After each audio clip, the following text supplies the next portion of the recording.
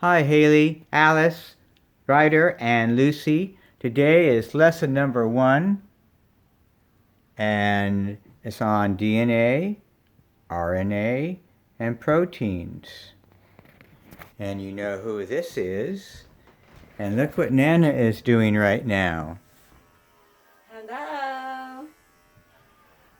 Charlie gets a haircut and bath about once a month. And visiting us is a little puppy named Crush. He's taking a nap right now. That's what puppies do a lot of. Here I've laid out my DNA model. You know, this long string of all these letters and words. That one says, love others. See, love others. These are commands that the cell needs to do. And this DNA is very long, very, very long, longer than what you see here. And again, it's full of words like, and commands, say, run fast. And then the RNA are copies of not of the whole DNA, but just a portion of the DNA, a few commands, like so. It says run fast, and this RNA copies that to make this run fast. And then the RNA makes the proteins run fast. And these proteins go out into the cell to do their jobs of making things run fast or whatever they're supposed to do. And if you start to zoom into your hand and go down, down, down, down, down, and you go in down into your finger where you really can't see all those little cells, you come up and see cells that are about this big. But there are lots of them, trillions of them, endless cells. And inside each DNL, there's, of course, the DNA library. And RNA, they're like books. They go in and they make copies of portion of the library material. And then the RNA goes out and it makes proteins. Now these proteins, they turn around and they make more things. They make more objects like protein machines, like maybe like a bicycle, to move things around inside the cell. And many different jobs. There's just endless proteins. And so the RNA copies off one book.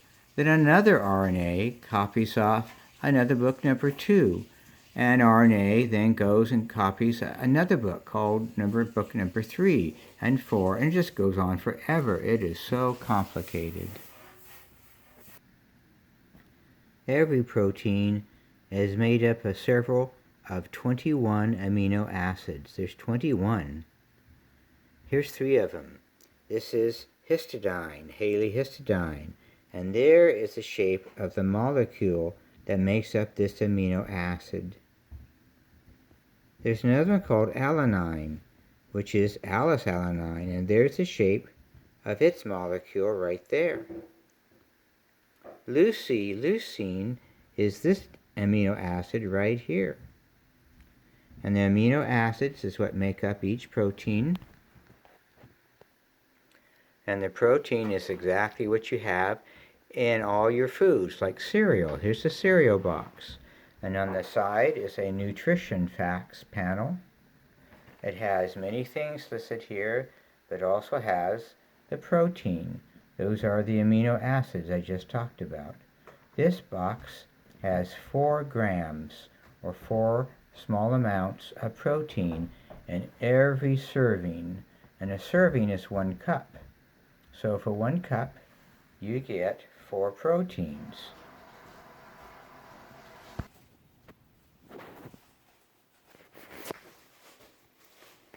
So each kind of protein does one job in the cell, just one job.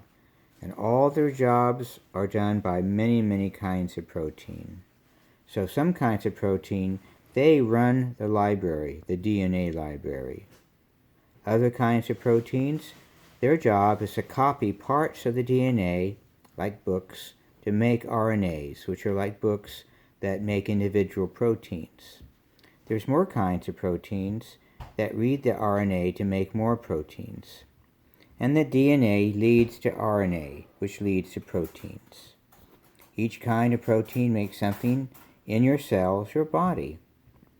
Proteins make all the other molecular machines in your cells. Proteins make the bag of jello that we call the cell. Cells and proteins make your fingers, hair, eyes, and everything else.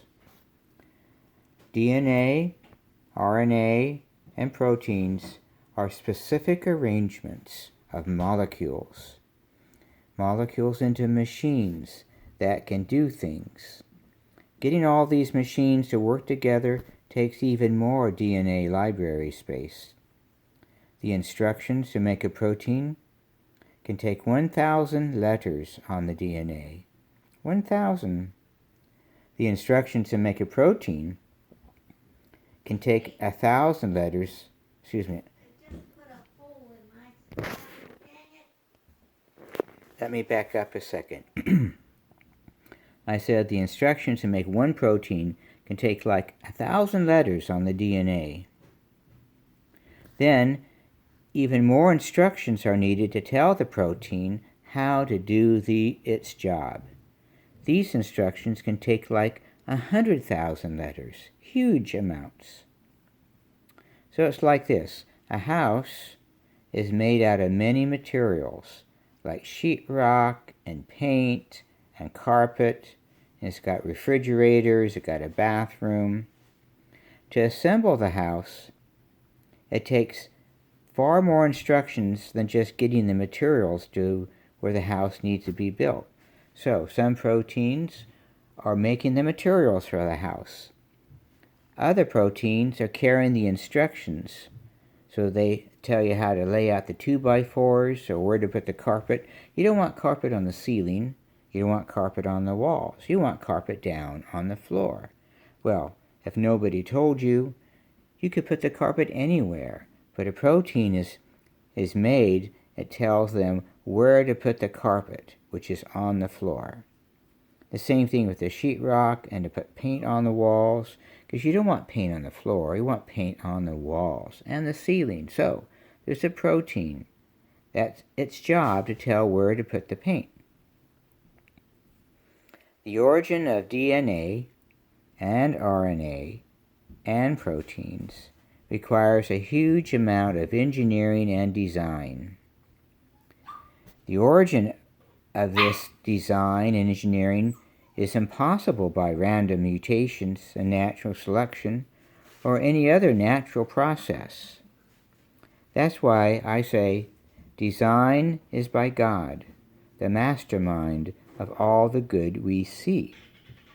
It also says in Colossians that Jesus holds everything together. It all stands up together. Like a house stands up that you're standing in now, it's all put together, and God puts it together and holds it together all the time.